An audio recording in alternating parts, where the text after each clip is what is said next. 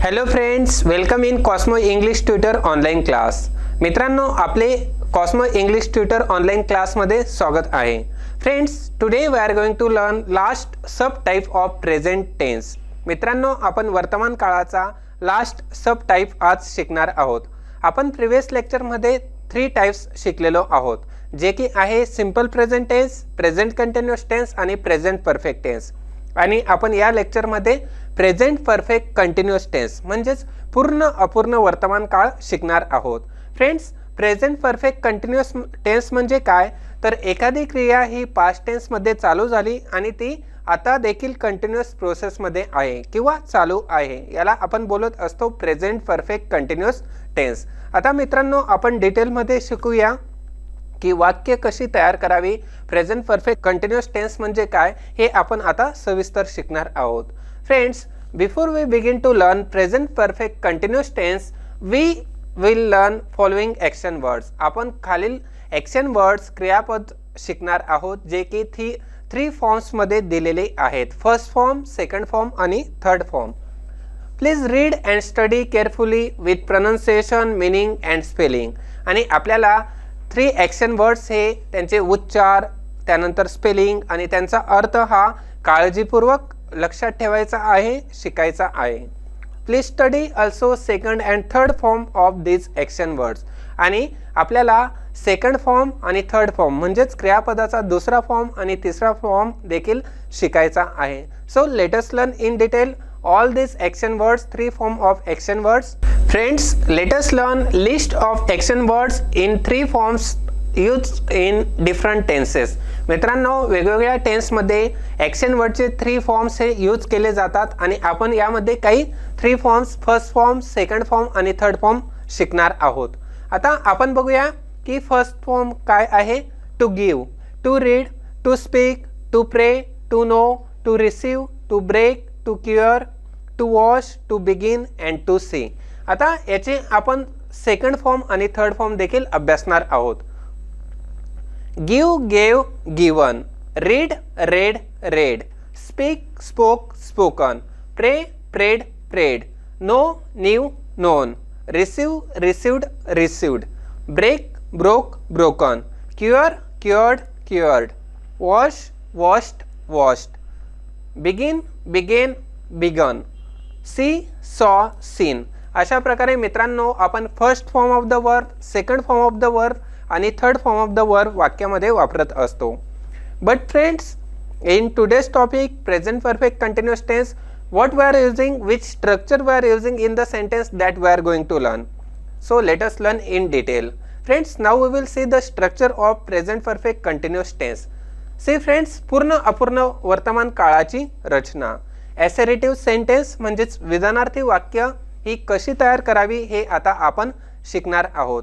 Friends, in present perfect continuous tense we are using subject plus have और has plus been plus verb plus ING plus object. मित्रांनो, आपण काय use करत असतो, तर आपण वाक्य तयार करताना सुरुवातीला कर्ता वापरत असतो. देन सहाय्यकारी क्रियापद हॅव किंवा हॅज हे आपण प्रेझेंट परफेक्ट कंटिन्युअस टेन्स मध्ये वापरत असतो. त्यानंतर आपण वापरत असतो बीन आणि नंतर येत असतो प्रेझेंट पार्टिसिपल म्हणजेच आपण याला बोलतो क्रियापद प्लस आयएनजी आणि शेवटी आपण वापरत असतो ऑब्जेक्ट म्हणजेच कर्म. In this way friends, we can make the sentence in present perfect continuous tense. म्हणजेच आपल्याला कंटिन्युअस प्लस परफेक्ट याचे कॉम्बिनेशन करायचे असते आणि सेंटेन्स तयार करायचे असते, ज्यामध्ये आपण प्रेझेंट पार्टिसिपल म्हणजेच वर्ब प्लस आयएनजी आणि त्यासोबतच आपण हॅव, हॅज हे हेल्पिंग वर्ब देखील वापरत असतो. Now we will learn how to frame the sentence. Let us see the examples, singular examples and plural example. Now first person pronoun, second person pronoun and third person pronoun, and we will see the examples of assertive sentences. विधान वाक्यांची उदाहरणे किंवा विधानार्थी वाक्य. I have been working, मी काम करत आहे. We have been working, आम्ही काम करत आहोत. म्हणजे एखादी क्रिया ही पास्ट टेन्स मध्ये चालू झाली होती आणि आता देखील ती चालू आहे. आता देखील ती कंटिन्युअस प्रोसेसमध्ये आहे, यासाठी आपण वापरत असतो प्रेझेंट परफेक्ट कंटिन्युअस टेन्स. आता इथे मित्रांनो आय हा सिंग्युलर प्रोनाउन आहे, सिंग्युलर कर्ता आहे आणि त्यासोबत हॅव हे क्रियापद आपण वापरत आहोत आणि हॅव हे सिंग्युलर त्यासोबतच प्लुरलसाठी देखील वापरले जाते. सेकंड सेंटेन्समध्ये वी हे प्लुरल प्रोनाउन आहे आणि हॅव हे क्रियापद येथे आपण प्लुरलसाठी वापरत आहोत. Means friends we can use have for singular and for plural too. आपण हॅव हे क्रियापद सहाय्यकारी क्रियापद सिंग्युलर सोबत त्यासोबतच प्लुरल सोबत देखील वाक्यानुसार वापरू शकतो, प्रोनाउननुसार वापरू शकतो. आता आपण सेकंड पर्सन प्रोनाउनचे एक्झाम्पल बघूया. यू हॅव बीन वर्किंग, तू काम करत आहे. यू हॅव बीन वर्किंग, तुम्ही काम करत आहात. अशा प्रकारे मित्रांनो तृतीय पुरुष means third person pronoun he she it याची आता एक्झाम्पल्स अभ्यासूया. ही हॅज बीन वर्किंग, तो काम करत आहे. शी हॅज बीन वर्किंग, ती काम करत आहे. इट हॅज बीन वर्किंग, ते कार्यरत आहे. दे हॅव बीन वर्किंग, ते काम करत आहेत. अशा प्रकारे मित्रांनो आपण थर्ड पर्सन प्रोनाउनमध्ये ही शी इट सिंग्युलरसाठी आणि दे हे प्लुरलसाठी वापरत असतो. Friends now we will learn the definition of present perfect continuous tense. पूर्ण अपूर्ण वर्तमान काळाची आपण व्याख्या इंग्लिशमध्ये आणि मराठीमध्ये अभ्यासूया. Action beginning in the past since a point in time and still continuing. जेव्हा एखादी क्रिया भूतकाळात सुरू झाली आणि अजूनही चालू आहे तेव्हा हा काळ वापरला जातो, तेव्हा प्रेझेंट परफेक्ट कंटिन्युअस टेन्स म्हणजेच पूर्ण अपूर्ण वर्तमान काळ वापरला जातो. आता मित्रांनो आपण बघूया काही एक्झाम्पल देण्यात आलेली आहेत. I have been living in Aurangabad since 1975. मी 1975 पासून औरंगाबाद येथे राहतो. He has been waiting since 6:30. तो 6:30 पासून वाट पाहत होता. तो किती वाजेपासून वाट पाहत होता तर 6:30 वाजेपासून वाट पाहत होता आणि आता देखील वाट पाहत आहे, वेटिंग करत आहे. Action beginning in past for a period of time and still continuing. I have been learning English for 6 months. मी 6 महिन्यापासून इंग्रजी शिकत आहे. मी इंग्रजी शिकणे हे केव्हा स्टार्ट केले आहे? When I have started learning English since last 6 months. means for 6 months and now also I am learning English. In this way, now let us see friends. I have been working hard all the morning but now I have stopped. मी सकाळपासून कठीण परिश्रम करत आहे पण आता मी थकलो आहे आणि काम करणे बंद केले आहे.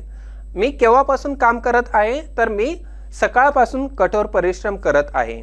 म्हणजेच I have been working hard all the morning म्हणजेच सकाळपासून. अशा पद्धतीने मित्रांनो प्रेझेंट परफेक्ट कंटिन्युअस टेन्स म्हणजेच पूर्ण अपूर्ण वर्तमान काळ हा वापरला जातो, जे की दर्शवतो एखादी क्रिया ही पास्ट टेन्समध्ये चालू झाली आणि आता देखील चालू आहे. She has been trying to contact him since 9. Now she has succeeded. ती त्याच्याशी रात्री 9 वाजल्यापासून संपर्क साधण्याचा प्रयत्न करत आहे, आता ती यशस्वी झाली आहे. Now friends, we will learn how to frame the question in present perfect continuous tense. प्रश्नार्थक वाक्य कशी तयार करावी हे आता आपण शिकूया. How long have you been learning English? तुम्ही कधीपासून इंग्रजी शिकत आहात? What have you been doing lately? तुम्ही अलीकडे काय करत आहात? Has he been making trouble? तो त्रास देत आहे का? अशा पद्धतीने मित्रांनो आपण वाक्याच्या सुरुवातीला either WH वर्ड किंवा हेल्पिंग वर्ब हॅव आणि हॅज हे वाक्याच्या सुरुवातीला वापरतो, त्यानंतर कर्ता वापरतो आणि त्यानंतर आपण वापरत असतो been plus present participle plus remaining part of the sentence. Friends, let us learn the negative type of sentence in present perfect continuous tense. आता मित्रांनो आपण नकारार्थी वाक्य कशी तयार करावी हे आता शिकूया. आपण काही वेळेस प्रेझेंट परफेक्ट टेन्स हा प्रेझेंट परफेक्ट कंटिन्युअस टेन्समध्ये नकारार्थीसाठी देखील वापरत असतो. तर एक्झाम्पल बघूया. I have not eaten fish since I was in Surat. मी सुरतला असल्यापासून मासे खाल्ले नाहीत.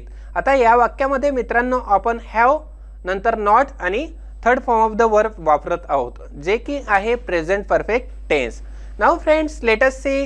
But when the negative action is itself continuous, present perfect continuous tense is used.